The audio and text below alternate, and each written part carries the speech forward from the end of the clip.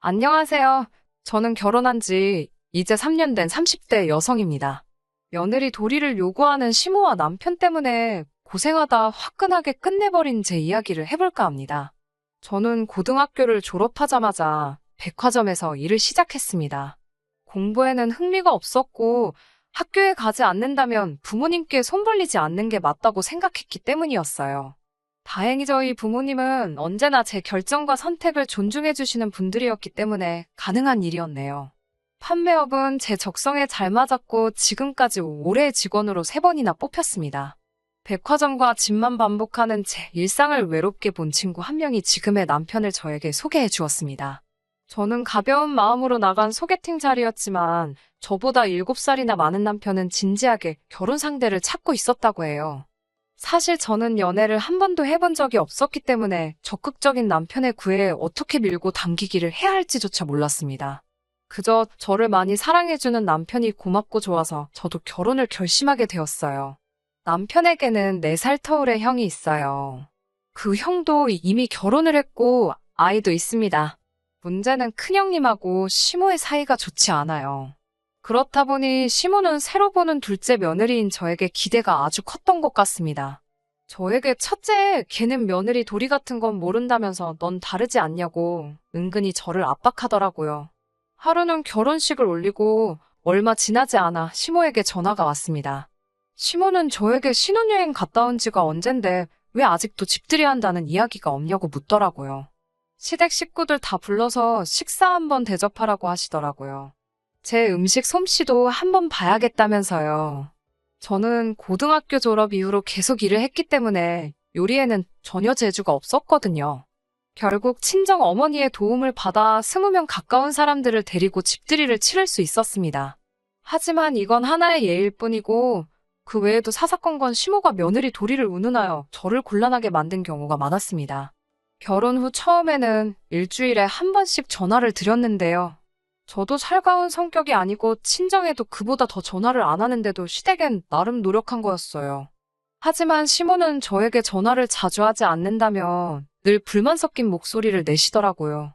통화 내용도 늘 남편 뭐 해먹었냐, 집안일은 똑바로 했냐, 외간 남자랑 말 섞지 마라 등 말도 안 되는 잔소리뿐이었고요.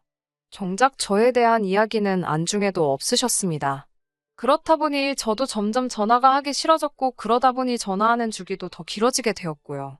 그러면 또 그걸 가지고 딸 같은 며느리를 보고 싶었는데 제가 곁을 안 준다거나 며느리가 아니라 상전이라며 친척들에게 제 흉을 보시더라고요.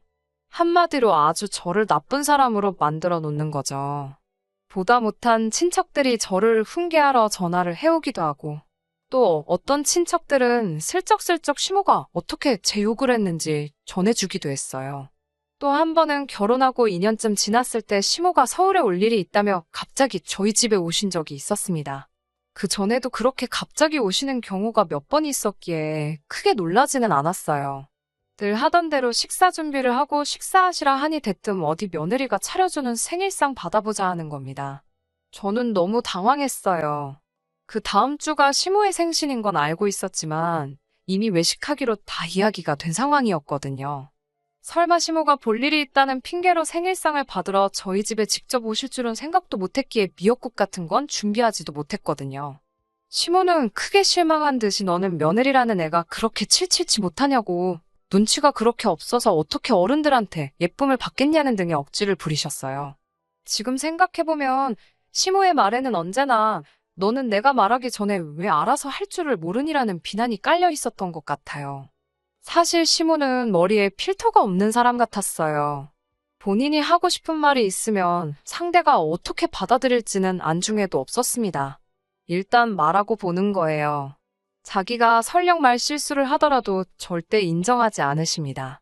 그 예로 작년에 친정의 도움을 받아 빌라 전세에서 작은 평수지만 아파트를 사서 이사를 갔습니다. 이사 간 날 저희 집에 온 시모는 창밖을 내다보더니 동네에 마당 있는 집이 한 개도 없네 라고 하시며 한 2년 정도 살고 돈 모아서 더 큰 집으로 이사 가라고 하더군요. 솔직한 말로 하나 보태준 것도 없으시면서 집 가지고 이러쿵저러쿵 하시는 게 썩 좋게 들리진 않았어요. 그래도 제가 웃으면서 대출이 얼만데 2년 있다 이사를 가냐고 말했어요. 그러자 시모는 그러면 너네 부자 아버지한테 가서 좀 도와달라고 그래라라고 하더라고요. 제가 너무 어이가 없어서 더 이상 아무 말도 하지 않았네요. 늘 대화가 이런 식이니 점점 더 말하기가 싫어지더라고요. 그러다 작년 추석과 올해 설을 기점으로 제 인내심이 완전히 폭발해버렸습니다. 작년 추석 황금 연휴에 성묘 갈 곳이 많다. 시댁 식구들한테 인사도 다 해야 된다며 거의 일주일 동안 저를 여기저기로 끌고 다니셨어요. 간신히 연휴 마지막 날 친정에 갈 수 있었지만 이미 몸이 녹초가 된 터라 피곤해서 잠만 자다 왔어요. 결국 집에 와서 남편과 대판 싸우게 되었습니다. 그런데 남편 입에서 연애 때는 상상도 못한 단어들이 쏟아져 나오더라고요. 저는 출가 외인이고 이제 저는 한 집안의 며느리로서 며느리 도리를 하는 게 제일 중요한 일이라고요. 며느리이기 때문에 시댁일을 챙기다 보면 친정에 못 갈 수도 있는 거라면서요. 정말 연애할 땐 이런 기색을 손톱만큼도 못 느꼈는데 이렇게 본색을 드러내는구나 싶더라고요.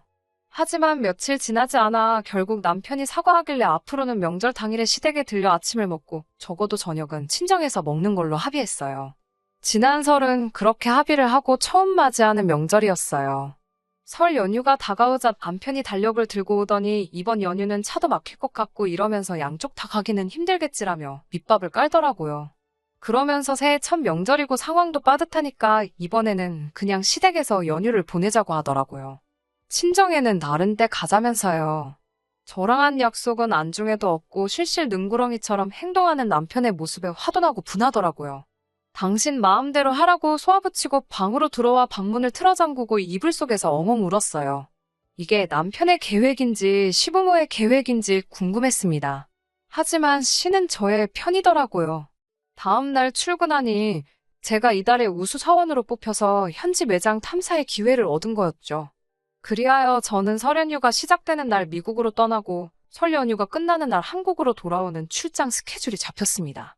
남편에게도 분명히 출장 간다고 얘기를 했고요. 출국 하루 전 열심히 짐을 싸고 있었지만 남편의 태도는 마치 제가 생쇼를 한다는 식이었어요. 그러던지 말던지 저는 다음 날 새벽 남편이 일어나기도 전에 공항으로 향했습니다. 출국 직전에 누가 봐도 인천공항이구나 싶은 배경으로 인증사진 찍고 비행기 티켓도 찍어서 보냈습니다. 그제야 남편은 제가 연기를 한 게 아니라는 걸 알았는지 전화가 오고 난리가 났더라고요. 저는 그냥 전화를 꺼버렸습니다. 어차피 비행기 안에서는 핸드폰이 터지지도 않으니깐요. 10시간 넘는 비행 끝에 미국에 도착해서 전원을 켜니 남편에게 여러 통의 연락이 와 있었습니다.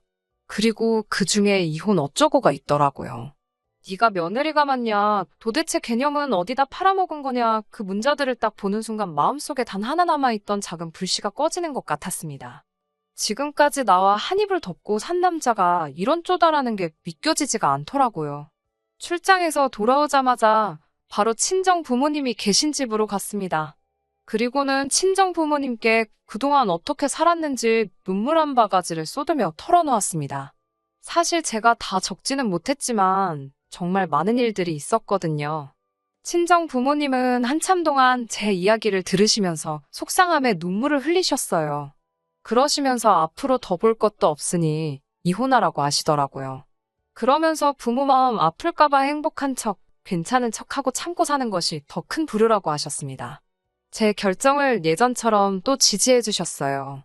친정 부모님께서 남편에게 전화를 하셨어요. 이혼하라고 말하시려고요. 그런데 전화를 받은 남편이 제 걱정을 하는 게 아니라 제가 친정에 있다는 사실에 황당해 했나 봐요. 게다가 막상 장인 장모까지 나서서 이혼하라고 하니 본인 남편은 억울해 죽으려고 하더라고요. 지금 잘못은 며느리 도리 못한 제가 했는데 왜 자기가 욕을 먹냐고 하더라고요. 그런데 막상 제가 이혼하자고 달라들자 오히려 이 인간이 억울해 죽으려고 하더라고요. 잘못은 제가 했는데 적반하장으로 이혼하자고 한다고요. 그러면서 선심 쓴다는 듯이 다음 명절 때부터는 친정에 보내줄 테니 적당히 하고 집에 들어오라고 하더라고요. 남편의 기고만장한 자세에 더 이상 이렇게 살 수는 없다는 생각이 들더라고요. 그래서 그 길로 일단 집으로 들어갔습니다. 집에 돌아온 저를 보고 남편은 더 기고만장을 했어요. 남편은 아내 노릇은 좀 못해도 내가 이해할 수 있으니까 며느리 도리나 좀 똑바로 해라라며 명절날 시댁 가서 시부모님한테 아양도 좀 떨고 일도 좀 하고 그런 게 다 며느리 도리 아니겠냐 하더라고요. 어디서 개가 짖나라는 마음으로 한 귀로 듣고 흘렸습니다.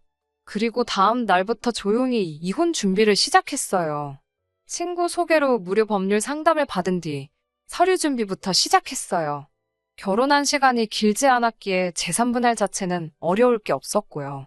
그렇게 완벽하게 서류 준비를 한 뒤 싱크대 위에 사인까지 해서 올려놨습니다. 그걸 발견한 남편 얼굴이 점점 하얘지더니 나중엔 거의 파랗게 질리더라고요. 제가 며느리 도리가 뭔지도 모르겠고 더 어떻게 잘할 수 있는지도 모르겠다고 했어요. 아이도 없는데 망설일 이유 없으니 이쯤에서 각자 갈 길 가자고요. 그러자 남편은 화를 내며 제 마음을 돌리려고 하더라고요. 하지만 사람은 죽어서도 변하기 어렵고 재활용도 안 되는 것이니 저는 과감하게 처분하기로 마음먹었습니다. 그제서야 상황을 전달받은 시부모님한테 번갈아가며 전화가 오더라고요. 이제 명절 때는 꼭 친정에 보내줄 테니 너도 그쯤 했으면 그만하라고요. 그래서 저도 이번엔 참지 않고 시모에게 어머님이야 적당히 좀 하시라고 한마디 사붙였습니다. 어머님 아들은 뭐 사위 노릇 똑바로 한 줄 아냐고요. 그리고 어머님도 저한테 언제 시어머니 도리 제대로 하신 적 있냐고 따져 물었어요. 아들 부부 이사 가는데 돈 1,000만 원도 못 보태주시면서 뭘 그렇게 며느리 도리를 찾으시냐고 우리 각자 자기 할 도리나 똑바로 하고 살자고 했네요. 시모가 어버버하는 소리가 전화기 너머로 들리는데 어찌나 속이 시원하던지요. 결국 저는 자유의 몸이 되었고 남편은 다시 시부모 집으로 들어갔다고 해요. 아마 시종들 여자가 필요해서라도 시모나 남편은 또 그네들이 말하는 며느리 도리 해줄 수 있는 식모 같은 여자를 찾아 헤매겠지만요. 저는 이제 제 인생을 즐기고 저희 부모님과 행복하게 살려고 합니다. 끝까지 들어주셔서 감사합니다. 오늘의 사연은 여기까지입니다. 구독과 좋아요, 알람 설정 부탁드리고 더 좋은 사연으로 다시 찾아뵙겠습니다. 감사합니다.